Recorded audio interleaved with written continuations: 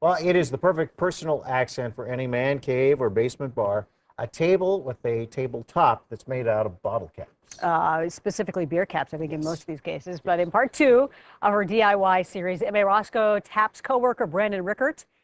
And I think probably M.A. helped in the process.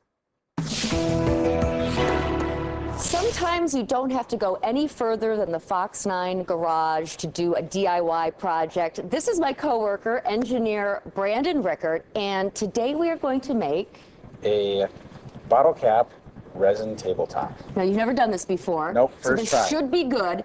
We'll talk about our table in a second, but let's get to the fun part. Sure. Because step one, we can't emphasize this enough, you collect bottle caps. Yes. Where did you get these? So as I traveled for my freelance work across the country, I found bottle caps from different breweries or from different liquor stores, whatever it may be. So. Did you drink all of them? About 90% of them I did drink myself. A couple bartenders, I told them about my project, and they were nice enough to go dig through a bucket of all these caps and give me all the extras. Now, the table part is kind of special, too. How did you get this barrel? I got lucky. I found a whiskey barrel on Craigslist for much cheaper than what you'd buy them for brand new, because they're all the rage right now for furniture. Right, so for new, it would be how much? Like $200 usually, and I got mine for 50, so it was a steal. Thrifty Brandon. An important tip to prevent air bubbles from popping up later on is to fill each bottle cap with a clear glue like this hot glue I'm using. Let it dry and then glue them down.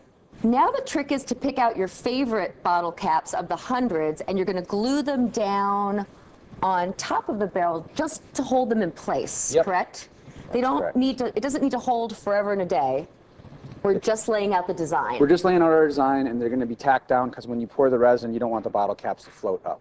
So you arrange your pattern until your table is completely full, and then we're going to let these set dry, and then we'll add our resin. So we're going to measure out equal parts into these red Solo cups. Appropriate that you're using red Solo cups for this drinking man's project. Indeed. And then And you can after, get this resin at Menards, anywhere Home like Depot, that. anything Sure. like that. So now we've got our A side and our B side on the hardener, and we're going to combine our B side, the hardener, in with our gloss. And then I'm going to stir that for 6 minutes. I have to say, Brandon, I'm gratified to see some of the bottle caps I collected for you in here, including this one from Poland. I did a lot of sleuthing to find some, like my favorite beer, Tishki. Here we go. We're pouring the resin. Did it say anything about working from the inside out or nothing? No, it'll settle out on its own. Okay, So. yeah. After 72 hours, the resin has hardened, and we have ourselves a bottle cap table. Nothing left to do except toast it and start saving bottle caps for a new one. Back to you. Cheers. Cheers. Cheers, indeed. So I guess we could say we helped with the project. We too. did. We really helped a did. lot. Right there. Can't you tell?